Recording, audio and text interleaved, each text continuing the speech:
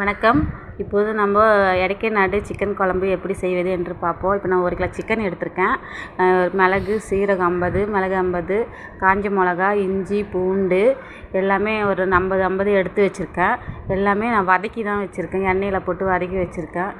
கருவேப்பிலையும் வதக்கி தான் வச்சுருக்கேன். தக்காளி 2, வெங்காயம் 2 அதையும் வதக்கி வச்சுருக்கேன். 2 வெங்காயமும் 2 தக்காளியும் வதக்காமல் வச்சுருக்கேன் நான். இப்போ எல்லாத்தையும் போட்டு வதக்கினதெல்லாம் போட்டு ஒரு மிக்ஸி ஜாரில் போட்டு நம்ம அரைச்சிருவோம். அரைச்சி ஒரு பேஸ்ட்டு மாதிரி எடுத்துப்போம்.